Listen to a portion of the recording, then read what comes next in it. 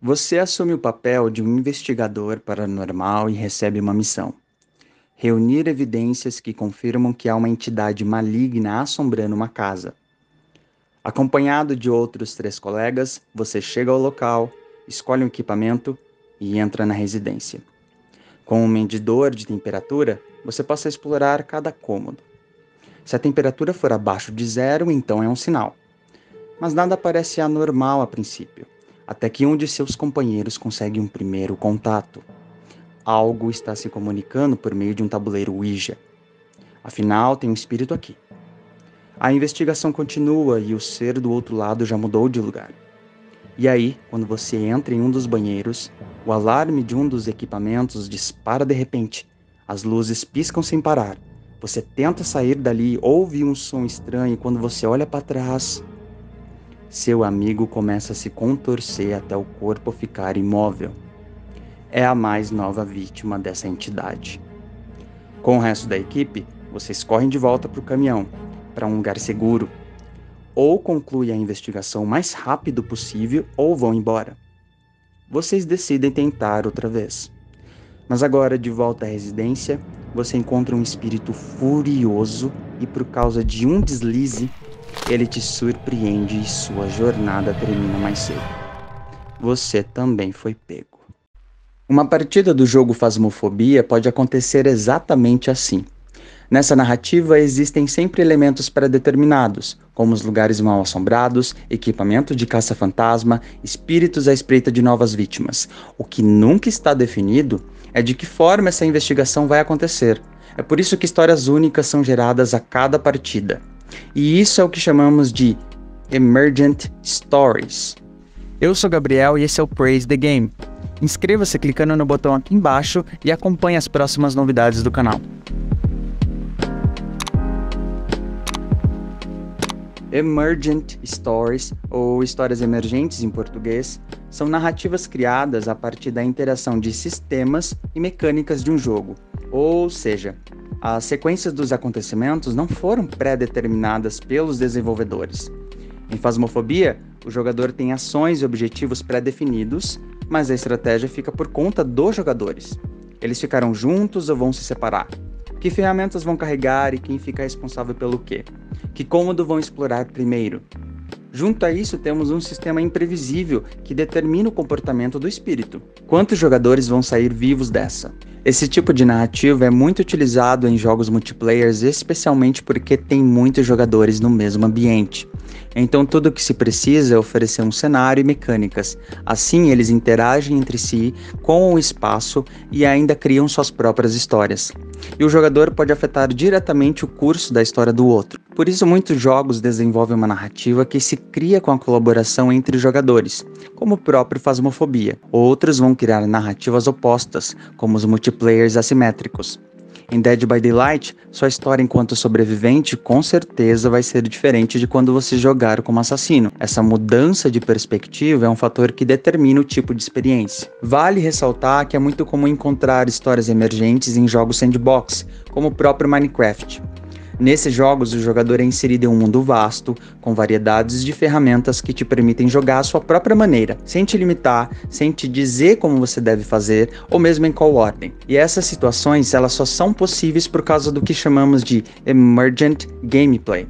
É um tópico para outro vídeo, mas, resumidamente, diz respeito ao quão criativos podemos ser com as estratégias, as várias maneiras possíveis que enfrentamos os desafios e cumprimos o objetivo do jogo. Consequentemente, teremos mais situações inesperadas e mais narrativas se constroem. Agora, como exatamente fazem isso? Uma coisa não dá para negar. Histórias que são geradas a partir das ações dos jogadores podem se tornar um caos. Uma narrativa tradicional tem tema, tem arcos de personagens, tem conflito, tem progressão, tem clímax. Tudo isso para criar uma história coerente e satisfatória. Isso tudo pode se perder ou simplesmente não se encaixar numa narrativa que é completamente livre. O resultado provavelmente vai gerar uma experiência inferior ou, no mínimo, menos interessante. É por isso que, mesmo dentro desse sistema de histórias emergentes, os autores ainda estruturam narrativas com elementos fixos, que vão auxiliar em uma construção bem mais pontuada. Isso é possível por meio de dois principais recursos: restrições e condições de progressão. Com restrições, você delimita os tipos de ação que um jogador pode fazer. Já as condições de progressão, você determina etapas que precisam ser cumpridas antes do evento seguinte. O que um jogador pode fazer no jogo deve sempre reforçar os temas a serem explorados. Em Phasmophobia, a tensão é criada a partir da investigação. Então as mecânicas são restritas a essa finalidade. Não há possibilidade de atacar, por exemplo, porque não está dentro da proposta o jogador lutar contra o espírito, ou mesmo permitir que os jogadores ataquem seus companheiros, já que isso só iria gerar situações que fogem do tema. Além disso, os jogadores podem cumprir objetivos secundários, criando ali uma sensação de progressão até cumprirem o objetivo principal. Fortnite é um jogo que consegue ditar o ritmo e aumento da tensão com o auxílio da tempestade. Ela invade a ilha e um círculo determina a zona segura que o jogador pode se mover sem ser atingido por ela. De início, o jogador pode escolher cair em qualquer lugar da ilha, e alguns vão nos lugares mais isolados só para se manter vivo por mais tempo. É por isso que a zona segura só diminui. É uma forma de aumentar as chances de encontros e fazer os confrontos acontecerem. A situação vai ficar mais tensa até culminar em um clímax, que pode ou não te dar a vitória. Em Left 4 Dead, o nível de tensão atinge seu pico quando os jogadores ficam esperando, por exemplo, uma porta ser aberta. E é aí que aparece uma horda de zumbis doida para devorar os sobreviventes. Com essa condição de progressão, é possível estabelecer um momento mais tenso e mais perigoso das partidas. Mas esses recursos criam os acontecimentos. E quando falamos de personagem? Os personagens podem ser puramente um avatar do jogador. Ele vai conseguir customizar, escolher características físicas e até um estilo visual, mas seu efeito ali é fazer só uma distinção entre os jogadores, criar uma identidade. Vemos isso em Phasmophobia, como também em Fortnite. Dá para ir mais longe e adicionar mais detalhes, como nomes, histórias de fundo, comportamentos e até mesmo habilidades próprias. Em Left 4 Dead, não há diferença entre os personagens no gameplay, mas todos são personas muito bem definidas. A escolha aqui ela está mais atrelada a uma empatia e identificação que se cria entre o jogador e personagem, mas não vai refletir necessariamente na postura adotada enquanto se joga. Ainda assim, o personagem pode expressar sua opinião ali por meio de diálogos. Por outro lado, em Dead by Daylight, os personagens começam com as perks, que funcionam como habilidades específicas e elas sim refletem a personalidade deles. A Claudette, por exemplo, é uma garota estudiosa que gosta de ajudar os outros. É por isso que suas perks são voltadas para auxiliar os outros sobreviventes. Mesmo assim, na prática, as perks escolhidas e o modo de jogar cabe sempre ao jogador.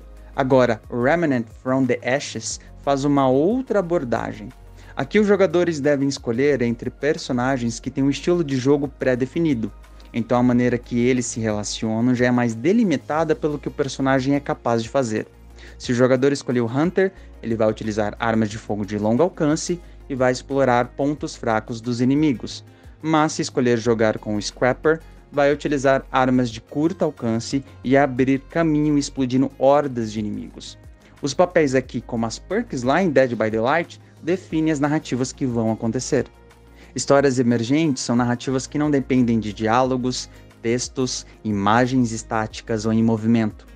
Elas se desenvolvem por meio da representação e interação das regras, das mecânicas, e isso só jogos podem oferecer, uma história somente nossa. E é incrível saber que a cada partida que entrarmos, podemos nos deparar com uma experiência completamente única. Obrigado por ficar até aqui. Se você gostou do conteúdo, clica no gostei. Um abraço e até o próximo vídeo.